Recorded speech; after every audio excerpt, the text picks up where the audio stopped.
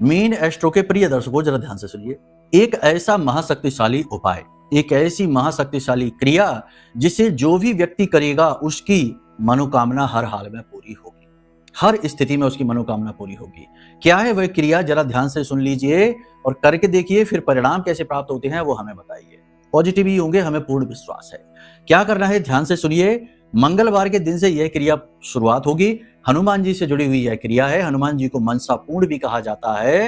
हर एक मनसा को पूर्ण करते हैं और आपके जीवन से दुखों का नाश करते हैं। ठीक है, तो क्या करना है, ध्यान से सुनिए कि किसी भी मंगलवार के दिन आपको एक निश्चित समय तय करना है। 21 दिन का यह उपाय है, लंबा चलेगा, 21 दिन बहुत ज्यादा नहीं है, ये एक तरीके का अनुष्ठान है। तो आपको क्या करना है कि किसी भी मंगलवार के दिन मंदिर पहुंचना है हनुमान जी के, और उनके सामने हाथ में जल लेना है, चावल लेने हैं, पुष्प लेना है, अपना नाम कुल गोत्र बताना है और हनुमान जी के सामने संकल्प लेना है कि हे बजरंगबली, हम अमुक इच्छा की पूर्ति हेतु यह 21 दिन का अनुष्ठान करने जा रहे हैं, आप हमारी इच्छा मनोकामना पूरी करिए। तो उसके बाद जल जमीन पर छोड़ दीजिए, ये आपने संकल्प ले लिया है।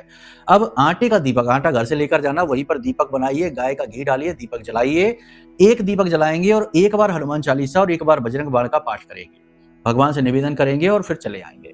अगले दिन आपको 2 दीपक जलाने हैं, संकल्प नहीं लेना, संकल्प एक ही बार लेना।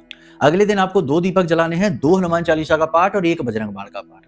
फिर उसके अगले दिन आपको 3 दीपक जलाने हैं, 3 हनुमान चालीसा, 1 बजरंग। इस प्रकार इसकी तीव्रता बढ़ती जाएगी। 11वें दिन 11 दीपक, 11 हनुमान चालीसा, 1 बजरंग बाण।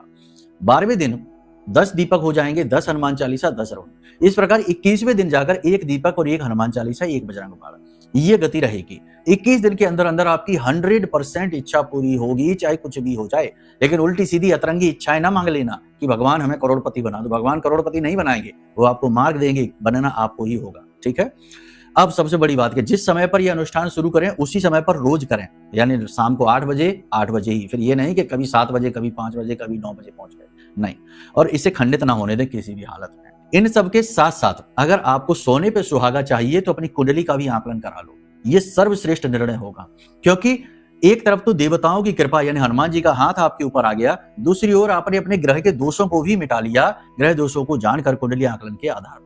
फिर तो दुनिया की कोई ताकत आपको रोक ही नहीं सकती है मुसीबतों से बाहर निकलने में और सुखों को प्राप्त करने में। ठीक है, करके देखिए इन कार्यों को, फिर बताइए कैसे परिणाम प्राप्त हुए। जय माई की।